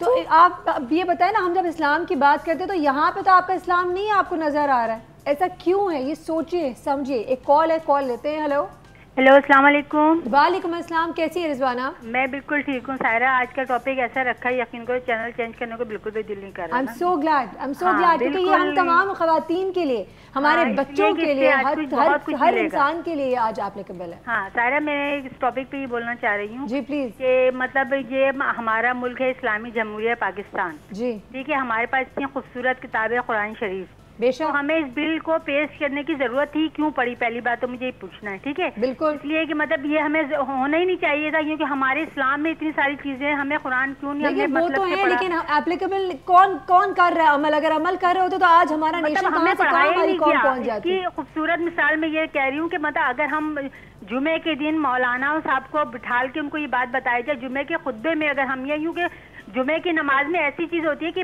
छोटे से छोटे बच्चे भी जा रहे होते हैं नमाज पढ़ने के लिए जुमे को, तो अगर जुमे में मौलाना साहब खुतबे में या औरत की फजीलत बताई जाए कि औरत पे क्या होता है, कैसे वो बहन को या बेटी को या बीवी को करते हैं, तो हमारे छोटे से बच्चे को तरबियत, बहुत अच्छी तरबियत मिलेगी। आपने बहुत ही करने का कोई मकसद नहीं होगा। आपने बहुत ही खूबसूरत दिया है सजेशन आई मस्ट से, लेकिन इनको अब ट्रेनिंग कौन करवाए? इनको ट्रेनिंग कौन करवाए? और सॉरी टू से हमें भी मालूम है कि इस वक्त हमारे यहाँ जो मौलवी हजरात हैं और जो आलिम दीन है उनका क्या हाल है, ठीक है। आई थिंक सबसे ज़्यादा तो वही इस चीज़ को प्रमोट कर रहे हैं। और अगर आप तशद्दुद देखें तो अगर आप एक परसेंटेज उठा के देख लीजिए तो जो मौलवी हजरात उन्हीं की जो वाइफ हैं वो इस तशद्दुद का शिकार है। वो दूसरे पिछले दिनों ऐसे बहुत सारे मैंने खुद ने स्पीचेस लिटरली नेट पे देखे कि मुझे समझ नहीं आया कि यहाँ पे इस्लाम का दर्जा कहाँ है, ये कौन सी सोच है। तो हमने तो इस्लाम को मजाक बना के रख दिया है। वो तो एक मजहब था जिसने प्रोटेक्शन दी थी, ठीक है, और मर्द वो प्रोटेक्टर था उस औरत का। वो प्रोटेक्शन के बजाय वो उसी के अगेंस्ट खड़ा होकर उसी को तशद्दुद कर रहा है। और अगर फॉर इंस्टेंस आप अगेंस्ट खड़े भी हो रहे हैं तो आप रेमेडियल मेजर्स भी दें कि इन हालात में जब औरत का नाक कान हाथ कट जाते हैं, बाल शेव ऑफ हो जाते हैं, तो वो बेचारी कंप्लेंट तो नहीं करे, आपको बुरा लग गया कि भाई क्यों कंप्लेंट कर रही है, गुस्ताखी हो गई। आप आदमी आप ये नहीं सुन सकते, लेकिन वो ये बताएं वो बेचारी जाए तो कहाँ जाए कि मुझे बताएं जहाँ वट्टा सट्टा होता है। एक कपल बिल्कुल खुश है, एक दूसरे के घर में अगर नहीं खुशी तो उसको भी बोलते हैं भाई उसने तलाक दे दी, अब तुम भी तलाक दे दो। तो हमारे पास ऐसे केसेस आए हैं कि एक बेचारा कपल बिल्कुल इनोसेंट है, लेकिन क्योंकि बेटी जब घर गई है तो माँ ने अपने बेटे को फोर्स किया कि नहीं तुमने भी इसको तलाक देनी है क्योंकि तुम्हारी बहन वापस आ चुकी है। तो ये मैं वही बता रही हूँ कि यहाँ पे आपने औरत के साथ क्या खेल रहे हैं, आप जज्बात से खेलते हैं, आप उसे हर तरीके से टॉर्चर कर रहे हैं। जनरलाइज नहीं करना चाहती क्योंकि हाँ अल्लाह का बहुत करम है, हम ऐसे बहुत प्रिविलेज फैमिली से ताल्लुक़ रखते हैं जहाँ ऐसी सोच नहीं है, लेकिन है माशरे में है, इसलिए इस सोशल लीवल के बारे में आज बात भी की जा रही है। काश रिजवाना आप बिल्कुल सही कह रही है, काश इस बिल की ज़रूरत ही नहीं होती। और दूसरा ये मैं कहूँगी कि इस बिल की ज़रूरत हमें सबके लिए नहीं है। कुछ माशरे में ऐसे एनिमल्स हैं बिल्कुल उनके लिए स्पेसिफिकली ये बिल बना है। Absolutely. आपके या हमारे घर वाले जो मेल हैं उनको ये सोचना भी नहीं चाहिए।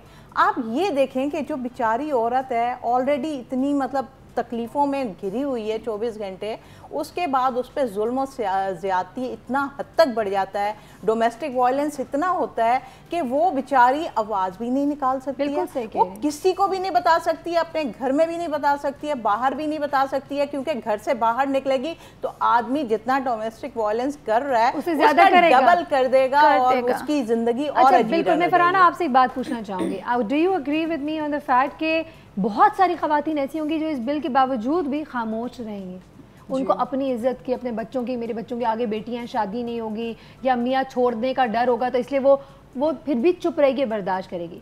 सिर्फ वो औरतें जो कि बिल्कुल एज अ लास्ट रिजॉर्ट, जहाँ उनको अपनी ज़िंदगी की फ़िक्र हो कि शायद अब तो अगली दफ़ा हलाक ही हो जाऊंगी मैं या मेरे बच्चों के साथ कुछ बुरा हो जाएगा, आपको लगता है सिर्फ वही औरतें इस हवाले से मोस्टली बिल पे जाएंगी? देखिए यकीनन ये बात बिल्कुल सही है, क्योंकि ख़वातीन ज़्यादातर जो हैं वो ये भी सोचती हैं घर बनाने की बात कि हम तो घर बनाने के लिए आए हैं, चलो थोड़ी बहुत मार खा लेंगे, लेकिन अगर हम गए तो ये जो बच्चे हमारे साथ मौजूद हैं, अगर शौहर ने तलाक दे दी तो फिर इनका क्या होगा? अभी भी ऐसे लोग मौजूद हैं। तो मेरे ख्याल है जो उलमा कराम बहुत सारी बातें कर रहे हैं तो उसमें भी बहुत सारी रीज़न्स होंगी, क्योंकि एक तो पॉइंट मैंने भी ये सुना था कि मैंने इसको बहुत तफसील से नहीं पढ़ा, इसलिए मैं ज़्यादा इस पर बात नहीं करूँगी, एडवोकेट साहिबा मौजूद हैं। एक इसमें यह भी शायद है कोई शेख कि अगर कोई ज़्यादती करता है शोहर, तो औरत के पास ये राइट है कि वो उसको घर से बाहर निकाल सकती है 2 दिन के लिए, ऐसा कुछ है। तो उस पर उलमा इकराम का कहना ये है कि अगर कोई भी औरत ऐसा कोई काम करती है जिसमें उसका शोहर घर से बाहर रहता है 2 दिन के लिए, या 2 दिन उसे जेल में डाल दी जाता है, तो आप बताइए कि वो इतनी शर्मिंदगी के बाद जब वो जेल से वापस घर में आएगा, रिलेशनशिप सही तो वो उस रिलेशनशिप को कैसे दोबारा से अच्छे तरीके से लेकर चल सकता है जो पहले उसका था। तो इसलिए बहुत सारी खवातीन इस पे अभी भी सोच रही हैं। तो मेरा ख्याल है कि हुकूमत को चाहिए कि उलमा इकराम के साथ बैठ के इसमें कोई ऐसी अच्छे पॉइंट्स और निकाले जाएं, और हर चीज में बेहतरी हो सकती है, लेकिन एक अच्छा कदम उठाया है, उसे हमें अप्रिशिएट करना चाहिए। देखिए, हर जो भी कानून होता है या लॉ है, उसके कुछ आपको फायदे होते हैं, कुछ नुकसान भी होते हैं। तो यहाँ पे जहाँ पे जैसे उन्होंने कहा कि वो जब वापस जेल से आएगा तो रिलेशनशिप्स तो पहले भी अच्छे नहीं है, वो तो पहले ही उसको टॉर्चर कर रहा है। ठीक है। और एक इस्लाम में एक और अच्छी चीज खत्म कर देना, मैं तो कहती हूँ खत्म कर दें, आप अपने राज हैं दूसरे, आप इतनी शर्मिंदगी करने के बाद एक दूसरे को जेल पहुंचाने के बाद फिर तो आप एक दूसरे की शक्ल भी ना देखें। और इसमें एक अच्छी चीज के लिए मतलब एक नई चीज इंट्रोड्यूस की है, शेल्टर होम्स के एक ट्रैकर जो है वो आदमी को रिस्ट में या पाँव में पहना दिया जाएगा, ताकि उसकी जो मूवमेंट्स हैं उससे आप आगाह रहें कि मतलब वो क्या कर रहे हैं नेक्स्ट 24 आवर्स में। तो ये मतलब जो है इस चीज़ को बहुत ही अगेंस्ट लिया जा रहा है कि एक तो आदमी को आपका पर्सनल ओपिनियन क्या है शाज़िया? ये ज़रूर जानना चाहूँगी, लेकिन ब्रेक का टाइम हो गया। आप as a lawyer, as an advocate, आपका अपना पर्सनल ओपिनियन क्या है? क्या ये डूएबल होगा? क्या ये प्रैक्टिकली पॉसिबल होगा? ज़रूर जानूंगी मैं ये कि आपका क्या कहना है। क्या इसमें बेसिकली बेहतरी लेकर आया जा सकता है? और मैं तो यहाँ पे सिर्फ ये कहना चाहूँगी कि हस्बैंड एंड वाइफ हर जगह प्रॉब्लम होते हैं और हर किसी के अंदर अच्छाई और बुराई होती है, लेकिन एक दूसरे की बुराइयों पे पर्दा डाल के अच्छाइयों को पकड़ के आगे लेकर चलना ही ज़िंदगी का नाम है। सब्र थोड़ा बढ़ा दें, आई थिंक टॉलरेंस का लेवल थोड़ा बढ़ा दें, तो आई थिंक बहुत सारे मसले हल हो सकते हैं। Let's quickly go and take a break और वापस आते हैं, अपनी गुफ्तगू को मजीद आगे बढ़ाएंगे। Stay tuned.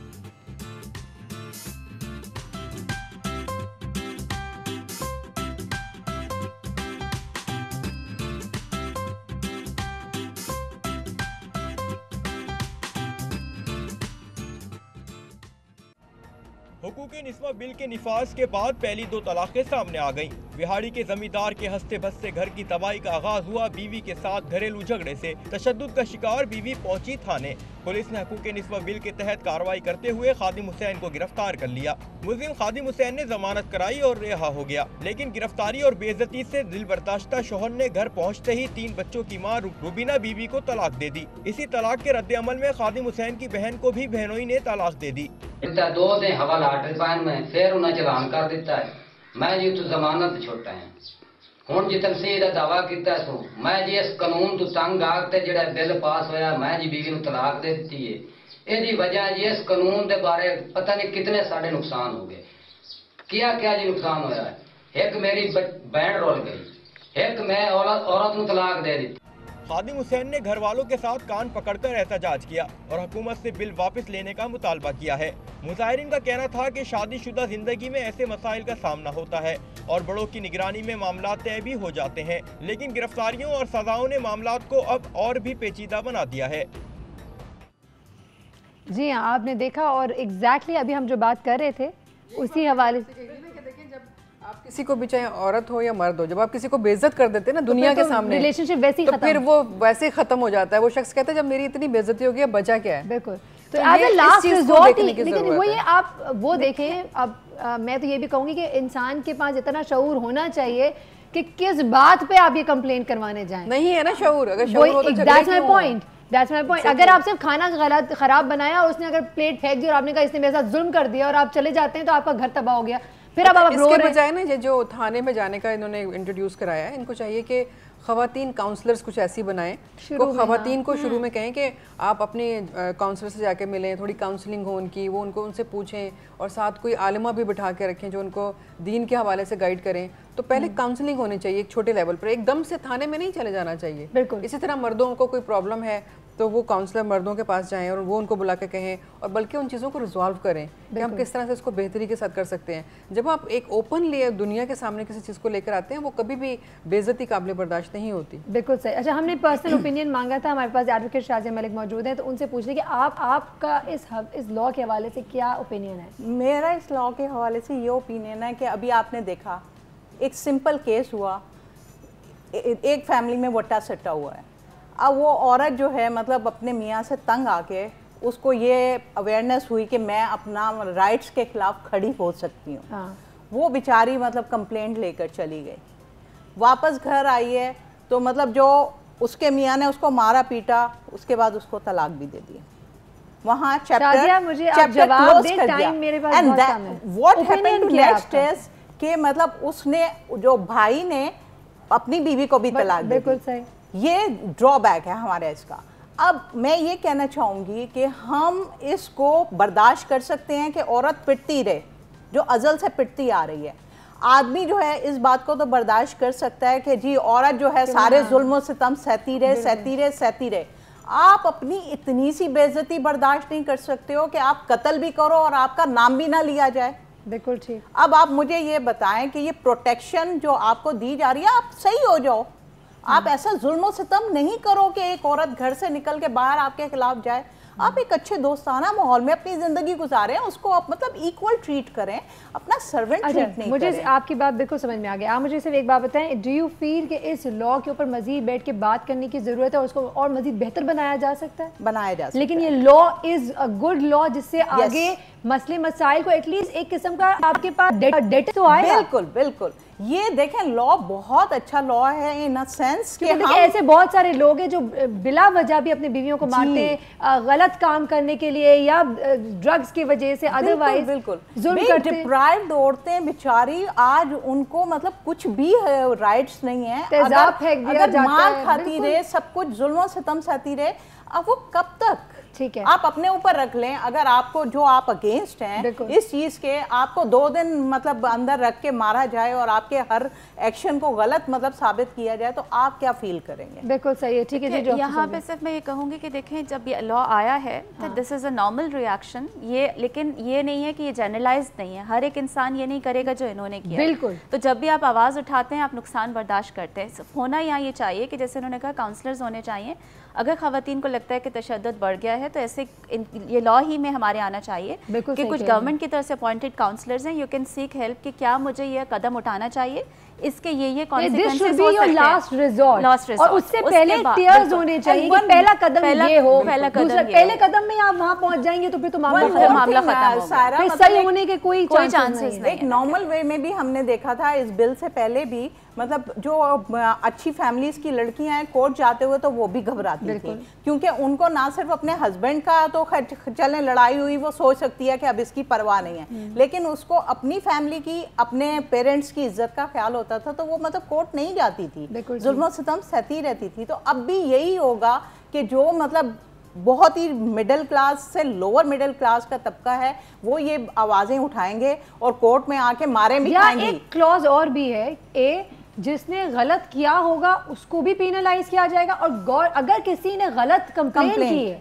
झूठी कंप्लेन की है, किसी किस्म का बदला लेने के लिए कंप्लेन की है गलत, तो वो उसके अगेंस्ट भी पेनल्टी होगी। अच्छा, मैं तो यहाँ पे सिर्फ एक ब्रेक पे जाना चाहूँगी, वापस आऊँगी तो यहाँ पे एक ज़रूर सवाल और भी उठता है और वो ये कि लॉ भी बहुत अच्छा बन जाएगा, सब परफेक्ट बन जाएगा, इम्प्लीमेंटेशन के लिए भी आपको फिर वो उस किस्म के ऑथेंटिक लोग चाहिए जो कि करा सकें।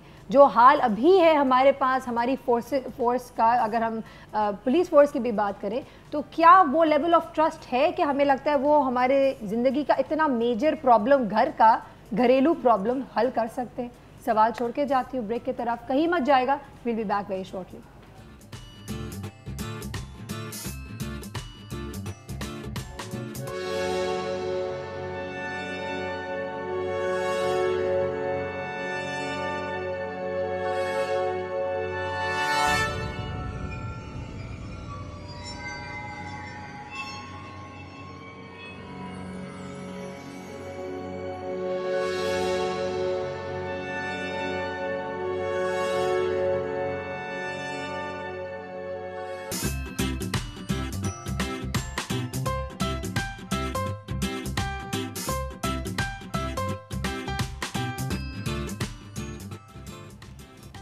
Welcome back once again. चूंकि वक्त बिल्कुल ख़त्म हो चुका है और ये टॉपिक ऐसा है जिस पर हम जितनी बात करें उतनी कम है, उतना कम है। अब जल्दी से क्विकली हम मैसेजेस की तरफ आएंगे, क्योंकि अपनी तमाम बातों को अगर हम सम अप करते हैं तो डॉक्टर सोफी आप क्या कहेंगे? मैं ये कहना चाहूँगी कि देखें, अभी एक रिलेशनशिप हमने एग्जाम्पल देखी ख़त्म हो गया है, ठीक है। अब इस औरत को डिवोर्स हो गई है, अब हमारा लॉ यहाँ ख़त्म नहीं होता।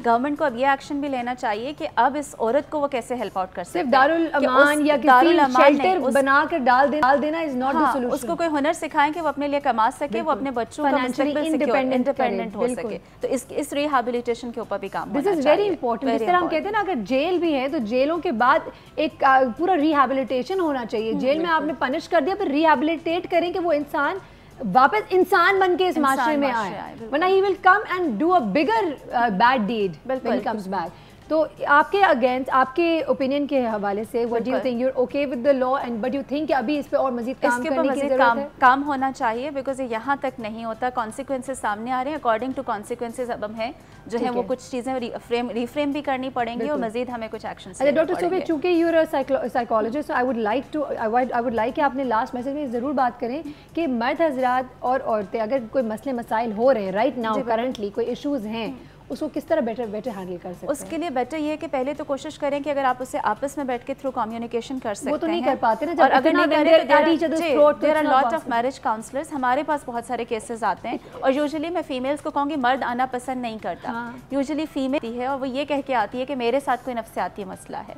और उसके बिहाफ पे फिर हम मर्द को बुलाते हैं and this is the way के वी काउंसिल। तो वो मर्द की जो अना है वो अपनी जगह कायम रहती है। पता है ना, अगर हम जिस तबके की बात करें, हर तबका अफोर्ड नहीं कर सकता टू गो टू। हमारे यहाँ बहुत इवन ज़कात फंड है, पेशेंट फंड है, ठीक है। जहाँ मैं हूँ, कराची यूनिवर्सिटी का इदारा है, वहाँ पे हम फ्री भी जो है इलाज कर रहे हैं, आपको कुछ पे नहीं करना पड़ता। You can come over there, आपको फ्री काउंसलिंग वहाँ मिलती है। और इसके अलावा मैं कहूँगी सब्र, और वो ख़वातीन को ज़्यादा करना है, क्योंकि आज आप सब्र करेंगे तो कल फल भी मीठा मिलेगा। तो आगे से आर्ग्यू आप नहीं करें, अगर कुछ कह भी रहा है मर्द तो खामोश हो जाए। आप उससे बता सकते हैं कि आप हर्ट हुए हैं, आपको तकलीफ हुई है, लेकिन जिस वक्त वो गुस्से में अगर आप कहेंगे भी ना मैंने ये किया है, उससे समझ नहीं आएगी। अगर आपने खामोशी ठंडा कर ले, बाद में उससे बताएं कि कैसे वो। Totally agree with you on that. ये आप जरूर कीजिए। फरहाना, आप क्या कहेंगी? मैं समझती हूँ कि हमें बहुत सारे जो मसाइल फेस करने पड़ रहे हैं, उसकी एक बड़ी छोटी सी बात है दीन से दूरी। बिल्कुल। तो अगर हम जो भी कपल, जो बच्चे जिनकी शादी होने वाली होती है, वालिदैन अपना ये फ़र्ज़ समझें कि उन दोनों को बिठाकर जो दीन की तालीमात हैं कम से कम 2-3 दिन तो बिठा के समझा दें कि अब आप एक नई ज़िंदगी शुरू कर रहे हो और आपको इन चीज़ों से गुजरना है, ये आपके हुकूक हैं, ये आपके फ़राइज़ हैं और आपने इनको मिल के पूरा करना है। अगर हम ये चीज़ें बच्चों को बताना शुरू कर देंगे तो बहुत सी चीज़ें यकीनन बेहतर हो जाएंगी। लेकिन ये कानून के हवाले से जो आप बात कर रही हैं, बहुत अच्छी बात है कि हमने प्रोग्राम में इस इशू को उठाया और इस पर बात की, और कम से कम इस कानून के आने से औरत को एक एहसास ज़रूर हुआ है कि उसको सीरियस लिया जा रहा है। बिल्कुल। तो अगर आज थोड़े से प्रॉब्लम्स हो रहे हैं, वो प्रॉब्लम जब सामने आएंगे उनका हल भी निकाला जाएगा और यकीनन आगे चल के ख़वातीन के लिए बहुत बेहतर होगा। ब्यूटीफुल मैसेज अमर से।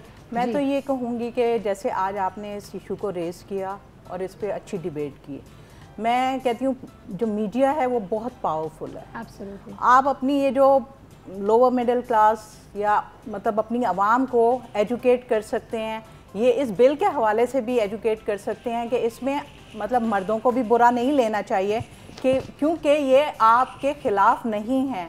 आपको सिर्फ ये कहा जा रहा है कि कुछ चीज़ों की लिमिट्स होती हैं, आप वो लिमिट्स क्रॉस नहीं करें। आप औरत को औरत समझें, औरत को अपना कंपेनियन समझें, जानवर बन के उस पर जुल्म सितम नहीं करें। ये सिर्फ उन हजरात के लिए है जिन हजरात ने औरत को गाय बैल से बढ़ के कुछ नहीं जाना घर में, कि जब दिल चाहा मारा पीटा और उसके बाद फिर आप उससे उसी तरह का ट्रीटमेंट चाहते हैं कि वो जब आप आएँ तो वो आपके पाँव भी दबाए, सर भी दबाए, सब कुछ करे। इंसान बनने का सलूक देना। तो ये है कि इसमें ऐसे प्रोग्राम्स होने चाहिए जिसमें मर्दों को भी एजुकेट किया जाए और औरतों को भी एजुकेट किया जाए how to accord their life. वो चीज़ जो है दोनों के लिए बेनिफिशियल होगी और एक फैमिली को हम अच्छे वे में लेकर आगे बढ़ सकेंगे। बिल्कुल सही, ज़बरदस्त। थैंक यू सो मच, आप तीनों का बहुत बहुत शुक्रिया। यहाँ पे जिस तरह की अभी फरहाना अवैस ने एक बहुत ही ज़बरदस्त बात की कि थोड़ी इस्लामी तालीम देनी चाहिए दोनों लड़की को लड़के को बिफोर द शादी। हम निकाह की भी अगर बात करते हैं तो निकाह के लफ्ज़ हम यूजुअली निकाह के टाइम पे अरबी में पढ़ते हैं और हमें से भी बताया जाता है कि यहाँ पे कबूल है कहना होता है और आप कह देते हैं कबूल है। अगर हम शादी से पहले, निकाह से पहले उस पूरे दुआ को पढ़ लें और समझ लें और समझ के अपने आप से वादा करें पहले, तो फिर आई थिंक बहुत सारे मसले मसाइल ख़त्म हो सकते हैं। ऑल्सो येस, अगर आप ये समझ लें कि हम सब अशरफुल मखलूक़ात हैं, यानी अल्लाह मियाँ ने तमाम मखलूक़ों में सबसे अफजल इंसान को बनाया, तो आप यकीन जाने आप इंसान बन जाएंगे, क्योंकि आपको पता चल जाएगा कि इंसान को अल्लाह ताला ने कितना बड़ा मर्तबा दिया है, इंसान को अल्लाह ने सोचने समझने की ताकत दी है। अगर आप में और जानवर में कोई फ़र्क नहीं है, आप सोचे समझे रिएक्ट कर रहे होते हैं हर बात पे, तो यकीन तो देन फिर आप तो इंसान नहीं हुए, एटलीस्ट मेरे नज़र में तो बिल्कुल भी नहीं। तो ये तमाम बातें आज उठाने का मकसद सिर्फ ये था, एक वो कि वो तमाम ख़वातीन जिनके बेटे हैं, जो बेटों को रेज़ कर रही हैं, प्लीज़ उनको समझाएं बचपन से कि औरत का क्या रुतबा होता है, वरना ये कल उठ के आप ही के गले पड़ेंगे। ज़रूरी नहीं है सिर्फ बीवी के साथ बदतमीज़ी करे, ये लड़के ये आदमी माओं के साथ भी बदतमीज़ी करते हैं, उनके बुढ़ापे पे अपनी बहनों के साथ बदतमीज़ी करते हैं। तो जी हाँ, बदतमीज़ी के भी अलग अलग रवैये हो सकते हैं, आपका ऊंचा बोल देना, गलत अल्फाज से इस्तेमाल कर देना, ये सब काउंट होता है। ये एक आप अपने बेटों को पढ़ाई, ये तरबियत का एक बहुत बड़ा हिस्सा इसको करें। इसमें हम ये कहेंगे कि तालीम याफ्ता या तरबियत, नहीं, तालीम तरबियत दोनों की बात है। अगर तालीम फॉर इंस्टेंस नहीं हो रही है, जो कि होनी चाहिए, जिसमें there is no against no second opinion, तरबियत तो आप कर सकते हैं, तरबियत में तो कोई पैसे नहीं लग रहे हैं आपके, और आप अपने एक्सपीरियंसेस से सीखें। वो मर्द हजरात जो भी देख रहे हैं, आपके बच्चे आपको देख रहे हैं, आज आप उनकी माँ पे हाथ उठा रहे, कल उठ के वो अपनी बीवियों पे हाथ उठाएंगे। आप लोग अपने ख़ानदानों में एक हेल्दी इन्वायरमेंट, एक अच्छा इन्वायरमेंट नहीं होने दे रहे, और ये नस्ल दर नस्ल चलता जाएगा, ये मसला चलता जाएगा, बढ़ता जाएगा। कल उठ के आपके बेटे आपकी बहुओं के साथ गलत करेंगे, कोई इंसान आपकी बेटी के साथ भी ऐसा कर सकता है। तो ये देख लें कि बेटी भी आपकी, बेटा भी आपकी, इज्जत आपके हैं। बेटी को कोई पसंद आ गया तो उसको कत्ल कर दो, वट्टा सट्टा हो गया तो इसकी बेटी को छोड़ दो, खुदारा गेट आउट ऑफ इट। हम माशाल्लाह 21वीं सेंचुरी में आ गए हैं, अपने मज़हब को पढ़ें। कल्चरल चीज़ें हमारी बहुत ख़राब हैं, हमारे अंदर ये एक माइंड सेट सब कॉन्टिनेंट का बना हुआ है, जहाँ पे हम औरत को कमतर समझते हैं, बुरा करते हैं। देखिए, यहाँ कोई बढ़तर या कमतर नहीं है। आदमी को अल्लाह मियाँ ने आपका एज अ लीडर बनाया है, आपका प्रोवाइडर बनाया है, आपका प्रोटेक्टर बनाया है, उसका वो दर्जा है, उसको दें। औरत का बहुत बड़ा दर्जा है, आपकी औलादें दे रही है, आपकी नस्ल को चला रही है, तो आप उसको उसका दर्जा दें। अल्लाह मियाँ ने आपकी बीवी के पाँव के नीचे जन्नत रखा है, तो आप कौन होते हैं कि उस जन्नत के साथ बुरा सलूक करें?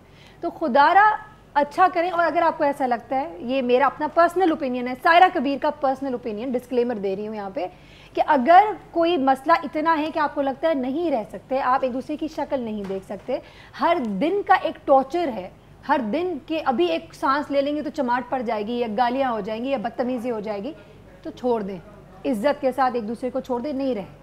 रोज़ रोज़ की टॉर्चर से ना गुजरें, अपना फ्रस्ट्रेशन लेवल भी कम रखें, दूसरे का भी कम रखें, ब्लड प्रेशर के वरना मरीज़ होकर पहले मर जाएंगे। और जहाँ पे हक की बात है तो पैसे देना, प्रोटेक्शन देना, ये सब एक आदमी का काम है, और औरत की जिम्मेदारी है कि वो अपने मियाँ को वो कंफर्ट दे, वो सुकून दे, कि वो बाहर से जब काम करके आता है तो वो सुकून मिले उसको घर में। वरना तो अगेन, अगर आपने रोल समझ लें और अपने रोल्स को अच्छी तरीके से निभाएं, तो बिल्कुल आई थिंक बहुत सारे ऐसे मसले हैं जो कि हल हो सकते हैं।